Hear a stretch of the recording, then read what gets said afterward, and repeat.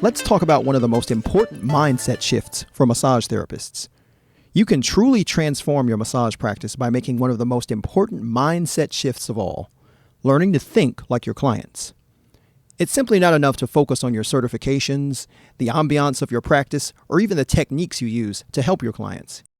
If you want to truly connect with them so you can build a thriving massage practice, you have to understand their mindset. When it comes to your ideal client, or any client at all, how do they think? What is it that motivates them to book a session with you? Why book it with you and not another massage therapist? When they do book with you, what outcomes do they hope to achieve? What problems are they expecting you to be able to solve? If you feel bombarded with all these questions, good. These are the kinds of questions you have to ask if you want to start thinking like your clients. By shifting from a you-focused mindset to a client-focused mindset, you can begin to anticipate their concerns, needs, objectives, and objections. This helps you to become more proactive and offer solutions that suit them, leading to greater alignment between what you do and what they're looking for. Let's talk about how you can start working on this superpower, having a client-focused mindset, so you can set your practice apart, offer amazing services that suit your clients, and foster stronger relationships with your clients so that they'll be able to keep coming back. Identifying your client's needs is paramount. Make no mistake, when clients book a session with you, it's because they have a goal in mind. They come to you so you can help relieve their physical pain, maybe recover from an injury, or unwind after juggling multiple project transitions resulting from a stressful, month-long business merger. These surface-level needs are certainly important, but they're often connected to some underlying deeper personal motivation. You'll do fine by focusing just on these surface issues alone. However, if you really want to help these clients, you should concern yourself with these deeper motivations. Granted, you aren't going to be able to treat all of these underlying needs, but if you can peer a little bit deeper past the surface level, you're going to be able to add exponentially more value to your client's experience with you. For example, let's say you have a client experiencing chronic back pain. They come to you and express that they want relief from this tension, and this is likely all they will share or all they'll know how to share. If you just go a little bit deeper, though, you can probably see past the surface-level request for temporary relief. Maybe they want to live a life where they aren't held back by this pain, and they can regain their ability to enjoy physical activities that they've given up on. Maybe it's even simpler. Perhaps all they want to do is get through a full day of work without any discomfort. To give another example, let's look at the busy professional who can't seem to wind down due to the physical and mental stress of her job. Stress relief is crucial, but what if we can go a little bit deeper and address that need a little more fully? Maybe she wants more than just stress relief. She also wants to overcome her stress-induced brain fog, feel a sense of control over her life, or sleep better and more restfully. How do you find out about these deeper concerns? Here's the good news. This information is not unobtainable. You can talk to your clients, empathize, and understand them a little better. You can find these underlying needs. Another factor that might keep clients from sharing more is they don't know how, or they don't even realize they want more. To be clear, it's also not your job to hammer it out of them. So let's talk about how you can get to a place with your client where they feel comfortable sharing their concerns and how you can uncover the potential underlying layers. First of all, start by reflecting on why your clients choose you over other practices and therapists. When do they come to you? What are they saying? And do they seem to have anything in common with each other? Are they using the same phrases like chronic pain or stress relief? How do they describe their concerns and their ideal objectives? If you can recognize their patterns, you can probably find some of the same underlying desires. You can use these patterns to inform how you structure your services so you can tailor them to your target audience. As for opening up the discussion, the key is to use open-ended questions and follow-ups. You might not be able to glean all of this information in the first session. That's okay.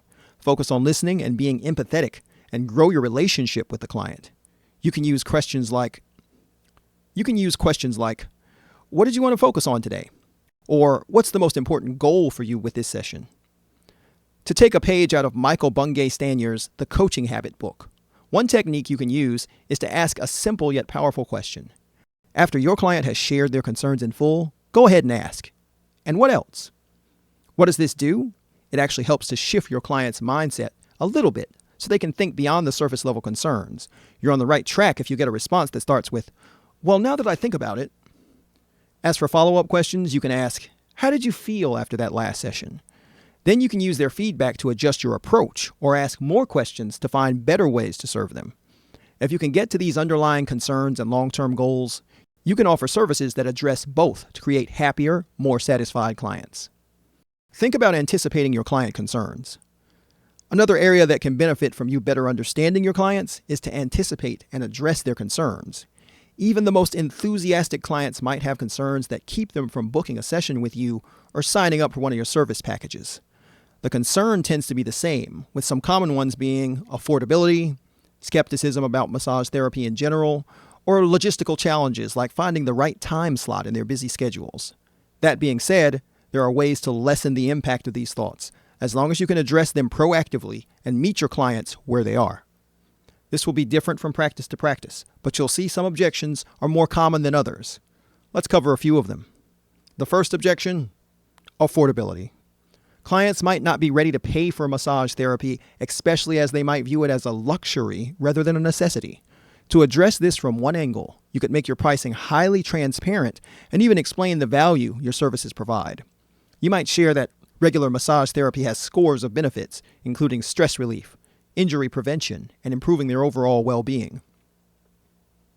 If people still push back, they might be a good fit for one of your cost-effective package deals that's more approachable for new clients.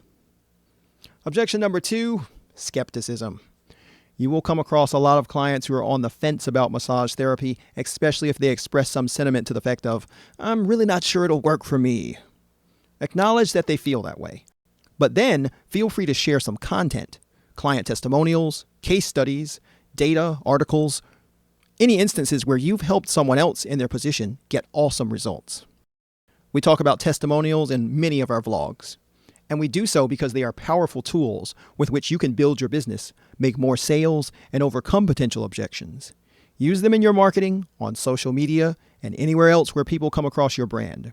For example, if you've helped someone recover from a sports injury and they shared that they were back on the field in a few weeks doing what they loved, that might help someone set aside their objection or at least think about it. Objection number 3, time. Who has enough of it? And logistics. The third most common objection is time. People are busy. You probably understand that better than most.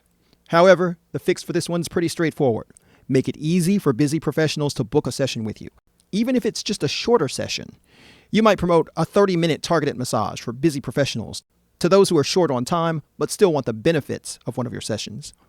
For each of these objections, you can proactively address them before they even get in the door, showing potential clients that you understand them and can commit yourself to helping them and to create an experience that works for them and meets their needs. Understanding your client's motivation to book sessions is essential. Before we dive into tailoring your services, let's talk about why they're motivated to book sessions with you. We've already touched on the fact that their concerns are deeper than surface level and might span physical, emotional, or even social needs. As I mentioned earlier, the key in your listening to them will be in understanding the patterns across all of your clients. If most of your clients come to you looking for stress relief sessions, and you aren't really offering stress relief services or creating any sort of relief packages focused on stress relief, you're leaving money on the table and your clients are also unsatisfied. Identifying these recurring themes and working them into your business is key. Use them in your marketing to address the clients who should come and see you for their high stress levels. Include little perks and benefits in your packages that extend your services to help them not just reduce stress, but work on improving focus and bettering their sleep habits. Speak directly to them in your messaging. Trouble unwinding from your stressful job? Time to let go of physical tension, improve focus, and sleep better? That could be a good suggestion. But the idea is that you can cut through the noise of other advertising to address what the people really want and need, not just on a surface level, but deeper as well. Just pay attention to the patterns, and you'll be able to draw in the right clients that you can build trust with. Tailor the client experience around their goals. Now that you understand your clients better, it's time to truly set your practice apart and apply what you've learned. It starts with the marketing. You know we always recommend leveraging testimonials, focusing on how you solve specific problems, and using clear and engaging language that makes the benefits of working with you clear. Skip the technical jargon, get right to what you can do for them. You can also use what you've learned to improve the actual booking process. With the right online booking platform, the process to book with you is easier, and it can automate sending confirmation emails and other important information, like tips for stress relief, how to prepare for their session, and more. It wouldn't hurt if these emails signed off with a different client testimonial. Proactive communication helps alleviate any concerns that they have and help to create a more positive experience overall. When it comes time to have their session, you can create an environment that's fine-tuned for maximum relaxation.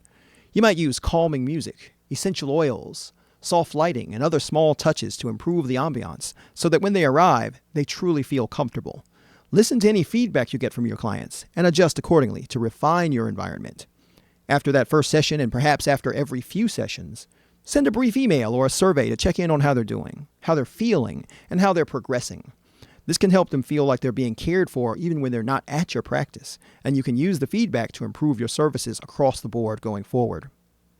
The client-first approach to a thriving practice is the winning approach. Understand your clients, and you'll be able to build long-term relationships and meet client goals like never before. Not only will this help you to address their concerns, but it will also help you create a richer experience where they'll feel like they are seen, heard, and taken care of. You might just find that switching to a client-first approach is one of the most important shifts you've ever made as a massage therapist. Don't forget to listen well and to be empathetic so you can add value that exceeds your clients' expectations. This will allow you to book more clients, establish truly loyal customers, and build a thriving massage practice that keeps clients coming back. For more help starting and building your massage business, check out our ebook, How to Launch and Scale a Thriving Massage Practice. It's packed with actionable insights and advice for starting from scratch and building up to a profitable massage practice. The link's in the comments. Or you can visit MassageBook.com for more podcasts, blogs, tips, and resources.